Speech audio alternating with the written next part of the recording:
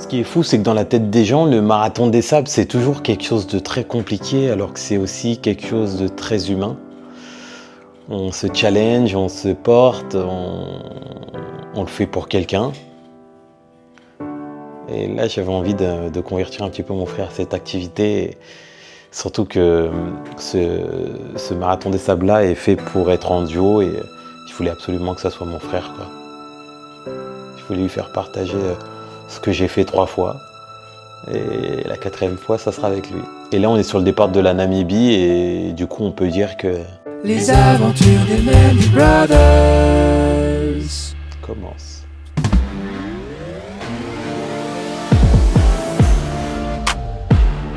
Namibie, un endroit prisé par les touristes. Déjà, j'ai pris de la couleur déjà.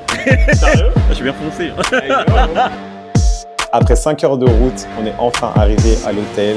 Les amis, la chambre, elle est incroyable. T'es KO avec Chris et on a dormi directement. Premier réveil en Namibie. Christophe, il est parti prendre son petit déjeuner. Je vais le rejoindre là tranquillement. Et puis, on décide d'aller se promener un petit peu. On est parti visiter la ville de Swakopmund. On en a profité, il faisait beau. Et là, franchement, on tombe sur une architecture mais magnifique. C'est super beau, c'est coloré. Et on va direction la plage.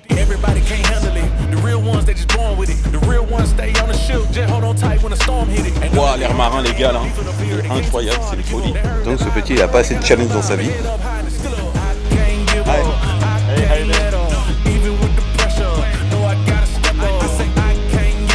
On a marché le long de la plage, on a entendu de la musique, on est allé voir ce que c'était et on est tombé sur la fin d'un marathon. Donc on a vu les derniers candidats arriver. On donne de la force aux gens, quoi. Let's go, let's go! Let's go, girls! Avec nos grosses voiles. Il faut savoir qu'en continuant de longer la plage, une fois qu'on a fini de regarder le marathon, la surprise, on a tourné la tête à gauche et on voit quoi? Une vingtaine de dromadaires. Vraiment surpris, donc on les a bien pris en vidéo. C'était fou. On retourne en ville, se fait arrêter par un monsieur, il nous propose « Ouais, venez manger, c'est local et tout ça. » Donc là, on a commandé. La dame derrière va préparer. Moi, j'ai fait simple, j'ai pris un petit poisson grillé. Et Patrick, je lui laisse vous raconter ce qui s'est passé. Moi, j'ai commandé du poulet. Enfin, je pensais que c'était du poulet. En fait, j'ai mal lu la traduction et c'était des pieds de poulet, les gars.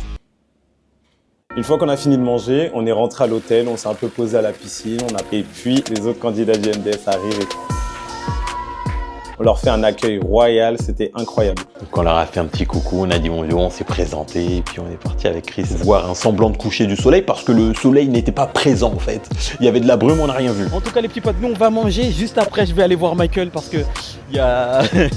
c'est trop marrant, il y a un cinéma dans l'hôtel et il diffuse Michael ce soir, j'ai dit putain, je vais le voir avant de partir, donc du coup ça va être le moment. Petite anecdote, Patrick avait perdu le ticket et du coup on est arrivé en expliquant qu'on avait perdu le ticket, mais le mec s'est souvenu de nous, donc il a pu nous laisser rentrer et nous faire un nouveau ticket. Gros kiff, gros moment magnifique, j'ai kiffé, j'ai vraiment kiffé. Surtout que voilà, je me suis dit je vais voir Michael en Namibie, c'est surtout le truc, tu vois, tu te dis putain c'est marquant quoi. Au retour du cinéma, bon on était un peu claqués mais il fallait qu'on fasse notre sac. Avec Chris là on est en activité déballage de produits lyophilisés et on les met dans des sachets plastiques. Donc je vais vous filmer un peu le process. Comme ça, si jamais vous, demain, vous faites un marathon des sables, c'est une technique très connue. Vous gagnez énormément de place, surtout dans le sac à dos. Petite musique un peu stylée. Et vas-y, je vous montre un peu le process.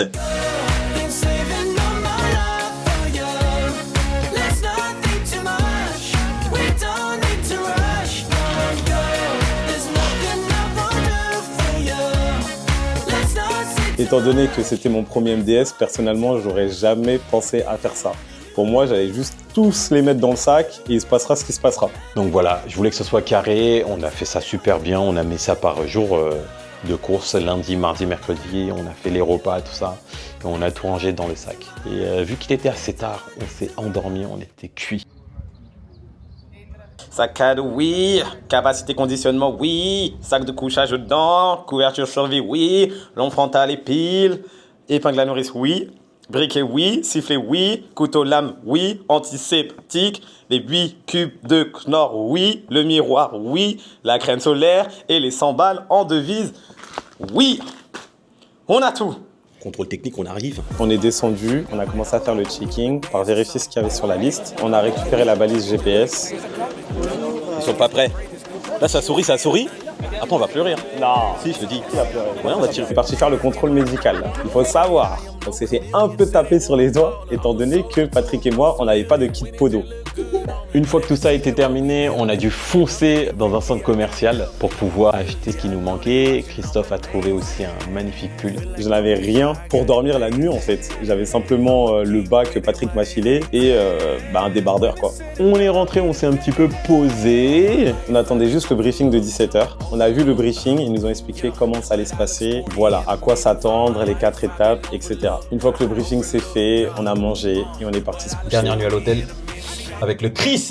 On est prêt. Les affaires sont fermées. Il n'y a plus qu'à dormir. Demain, petit déjeuner. Et première On étape. s'est levé à 5h du mat. On a attendu un petit peu, je sais quoi, c'était 5h30 pour le petit déj. Moi, j'avais trop mal dormi déjà, donc il y avait des bouffées de chaleur. Et je me suis dit, putain, j'espère que la journée va bien commencer parce que j'étais un peu éclaté. On a pris des forces, on a pris de l'énergie parce que à partir de ce moment-là, tous nos prochains repas allaient être des repas lyophilisés. On a posé les valises en consigne. C'est l'heure. Là, on embarque.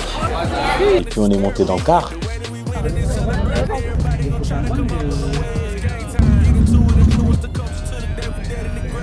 Voilà, hein, ça y est, hein. On y est. Hein. Une fois qu'on est arrivé, on a vu les dernières toilettes potables avant de pouvoir vraiment commencer la course. Et là, vraiment, on y était. Moi, j'étais grave excité, j'étais trop content de montrer ça à Chris. Et je me dis, ça y est, on va enfin faire une course ensemble. Et là, c'est la première étape. 23 km,2 km à faire dans le désert du Namib. Allez, baby!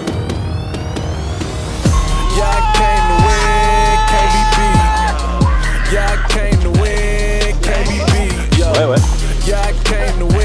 Je fume ton giga fessier. Je fume ton giga fessier. Allez, cours! Alors ça, je me suis beaucoup arrêté pour faire des petites pauses pipi, mais j'étais au taquet. Je me suis dit, c'est bon, la course, elle est lancée. Les gens, ils sont au taquet, ils courent autour de nous, donc on les suit. Oh, let's go de rire. On a un bon rythme avec Chris. Bon, là, c'est la descente, là, on va un petit peu appuyer.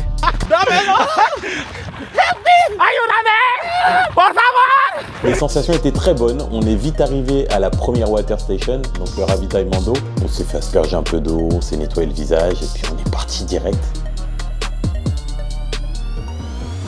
Au bout de 12 km, je sens toujours qu'il y a une crampe qui vient me gêner dans la course. À chaque fois, ça m'arrive. Putain, merde, les amis, devinez qu'il y a une crampe. Ben, j'ai eu raison.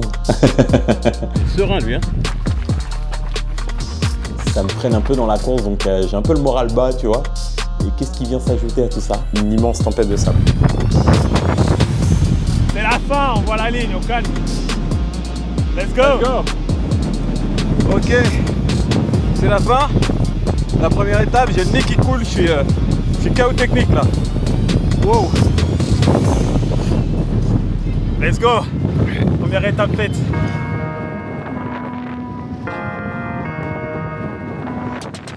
Ok, du coup, on est arrivé au bivouac. Franchement, je m'attendais pas à ça. C'était vachement cool. On est arrivé, les tentes étaient déjà installées. On était dans l'alvéole 8. Salut Christophe.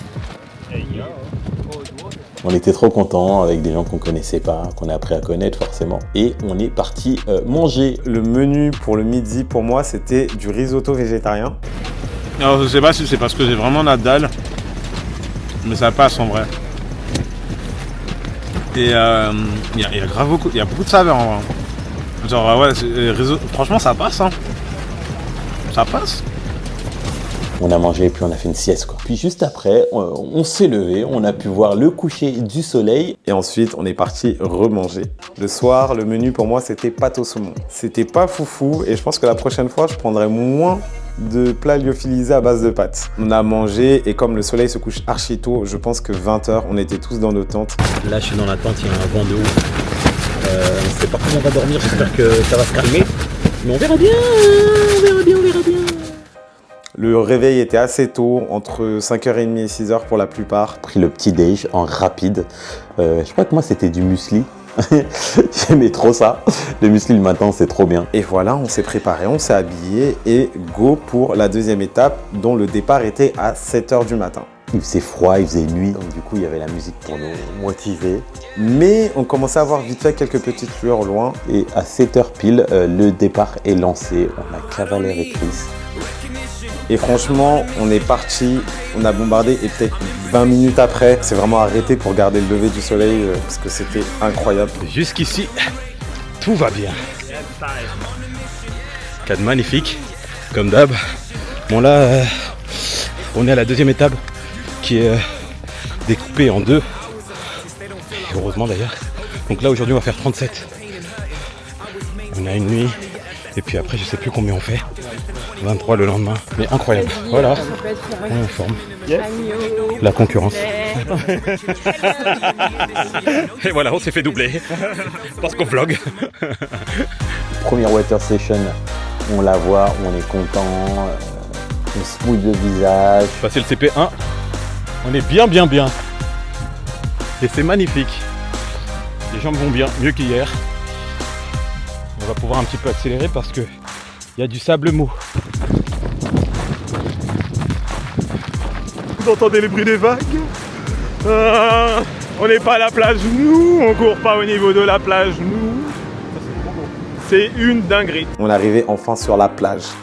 Et à partir de là, c'était vachement long. En plus, le fait de voir la plage longtemps comme ça, on a dû faire 20 km. Ça m'a mis un coup de mou de fou. Des choses magnifiques ici. Heureusement qu'il y avait Chris, parce que Chris était devant, il donnait la cadence. Donc tu vois, je le suivais, mais franchement, c'était très dur mentalement. Patrick, malheureusement, s'est fait avoir par les vagues. Ses chaussures ont été mouillées avant qu'on arrive à la 3e water station. Là, j'étais déjà dans le down. J'étais un peu vénère aussi, tu vois. J'avais une veine là, tellement j'étais vénère. J'étais en train de manger mes noix de cajou, j'avance avec le seum et tout, et là je vois la Water Station 3. Je me posé la question, on fait quoi? J'enlève les chaussures, je sèche mes chaussettes, on mange et puis on repart. Et je me suis dit, si je m'arrête là, pas sûr de vouloir repartir. Je me suis dit, vas-y, on continue et on mangera en haut. On y est allé, il faut savoir que ces 8 derniers kilomètres étaient aussi redondants que tout le reste de la course, étant donné que en fait, les 8 derniers kilomètres étaient une boucle. Courage à toutes. Ciao. Dieu merci, on a vu quelque chose de magnifique avec Christophe. On a vu une otarie près de l'eau qui m'a remis un peu de baume dans mon cœur. La toute dernière ligne droite de cette étape, une dune. On s'est un peu posé, on en a profité, on a regardé le paysage et après on s'est dit, tu sais quoi, il reste 900 mètres, let's go. C'est bon, on est arrivé. On a fait la plus grande étape. 37,2 km, on est arrivé.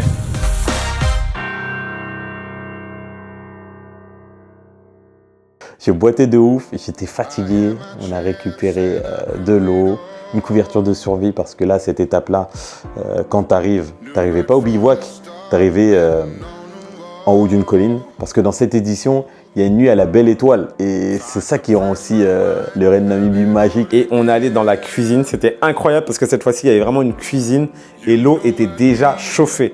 Donc on en a profité, il fallait juste mettre notre nourriture lyophilisée, mettre de l'eau, réchauffer, manger, ça m'a fait du bien, c'était incroyable. Patrick, lui, est parti directement faire une sieste. Moi, quand même, j'ai discuté avec les personnes du staff, avec les concurrents, c'était vraiment super cool. Je suis sûr qu'il va me chercher parmi tous les gens là qui dorment et tout.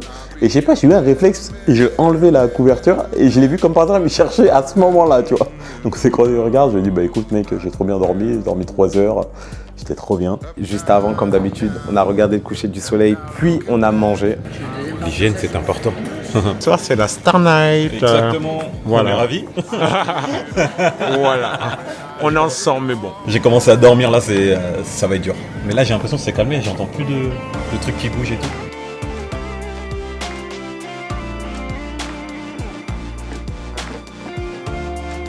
Petit réveil du matin. Ah oui, tranquillou. Très tranquillou. Ouais, un peu grasse mat quoi. Oh, grâce moi c'est un grand mot quand même. La nuit était assez bizarre, mais on a quand même réussi à récupérer pour cette 3e étape. Donc là, on arrive sur la ligne de départ. Et aujourd'hui, on a 21,9 km à faire. C'est cool comme ça.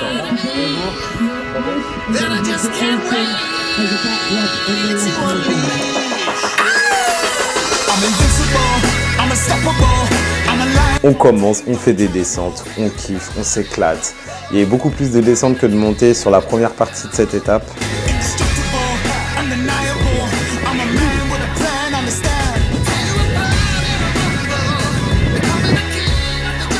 Et en arrivant dans la première water station, ah là là là là, il y avait une vue. Franchement, c'est beau, hein. La vue, elle est bien, hein. Le bureau aujourd'hui est bien. Ouais. Première water station. Morale de fou, Christophe toujours devant, marche comme un soldat, c'est une folie ce mec, il est increvable, il est pas fatigué. Let's go, attention, gourde. Attention, gourde en fait. Starfoula. Le Wabanda. Seigneur, je vais tomber. J'ai failli m'enculer. Seigneur Dieu. Ah putain. Je meurs. Putain, ouais, non, je les ai tenus les deux. Ça a grave sointé mon sang. It's in my DNA, always to be first place. If it don't make money, man, it don't make sense. This is the main event, I am the main event. Whoever I'm up against can't sit on the fence. The extent of my strength, I give it 100. On a quand même kiffé et on a vu le bivouac. Je vous jure que le fait de revenir au bivouac, le fait de se dire qu'on va pouvoir dormir dans une tente, qu'on va pas sentir le vent, c'était magnifique, c'était incroyable. Vraiment, c'était une super bonne nouvelle.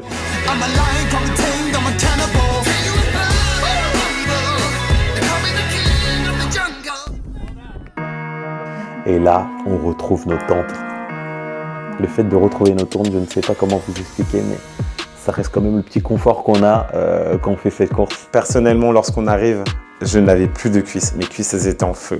Il fallait simplement que je mange et que je me pose, genre que je fasse vraiment une sieste, que je sente une récupération au niveau de mes jambes parce que vraiment, je n'en pouvais plus. Et là, j'ai eu un petit souci parce que je suis parti étendre mon duvet et quand je suis revenu, je vois ma gourde en train de cramer. Quand je me suis préparé à manger le midi. Donc j'étais un petit peu deg, ça veut dire que j'ai une gourde en moins. Heureusement que ça m'arrive le 3e jour et pas le premier. Le bivouac était en train de se remplir au fur et à mesure et moi j'ai eu même la chance d'aller filmer les derniers et j'étais trop content de les voir, les encourager, tout ça. Ouais, petite pote, c'est l'heure du briefing. Eh oui. L'équipe du MDS nous a prévenu qu'il allait avoir un truc à 16h30, donc on a eu un petit rassemblement, c'était trop bien. Donc je sais c'est bizarre de dire ça, mais profitez-en à fond. Et ça sera toujours encore une nuit avec pas mal de vent, vous en doutez. Mais c'est quand même la dernière nuit que vous passez ici. Ça serait paraît étrange, mais quand vous allez rentrer, que vous serez bien heureux dans une chambre à l'hôtel, vous allez repenser à vos nuits dans le désert. Donc pensez-y maintenant, dites-vous que c'est assez incroyable dans le plus vieux désert du monde, dormir. Donc profitez de chaque instant et comme disait Yann, même si c'est juste vous dire « Oh, il y a un peu de vent aujourd'hui », bah c'est déjà ça, vous partagez et donc profitez un maximum de cette dernière nuit. Ouais. Et la surprise, il nous offre une banane et une orange. Je vous jure que vraiment, je crois que j'ai jamais autant apprécié des fruits de toute ma vie. Je vais à la poubelle, tac, jette mes épluchures, je mange et c'est pas, je tourne ma tête, je vois Christophe en train de danser. Listen, you got to play your opposition. And when your moment comes, don't miss it. J'ai oublié que j'avais mal aux cuisses. J'ai dansé comme jamais, j'étais au taquet vraiment. J'y suis allé, genre j'ai montré que j'étais danseur pro. Là, j'ai envoyé du steak. If it ain't broke, don't go and fix it. Et voilà, hein. Que du kiff, que du kiff, que du kiff. On s'est posé, comme d'habitude, le petit coucher de soleil. On a mangé et après, on est parti se coucher. Dernier soir. C'est cool. On va envoyer demain. Bonne nuit. Bizarrement, la nuit, c'était la nuit où il y avait les meilleures conditions pour dormir. Il y avait quasiment pas de vent et tout. Et bah bizarrement, c'est la nuit où j'ai le moins bien dormi. C'est levé, moi franchement j'ai super bien dormi, j'ai trop bien récupéré, j'ai mangé mon dernier petit déj. J'allais aussi plier la tente. Christophe, je pense qu'il a un petit peu galéré, mais bon je l'ai aidé, on s'est tous entraînés dans le bivouac. Je pense que tout le monde avait la même motivation. On était tous au taquet, on voulait simplement rentrer et profiter de l'hôtel, profiter d'une bonne douche. Vraiment, moi c'est ce qui m'a motivé. Briefing, on danse et là on part comme des fous.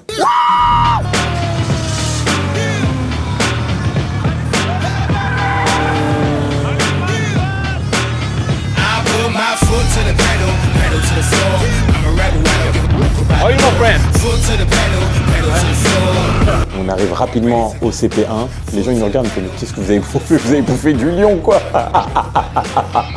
Clairement c'était ça, c'était la DHD. Il faut qu'on arrive dans le premier bus, il faut qu'on parte. On a kiffé, franchement là le circuit il était plat, donc on pouvait courir, le sac était léger.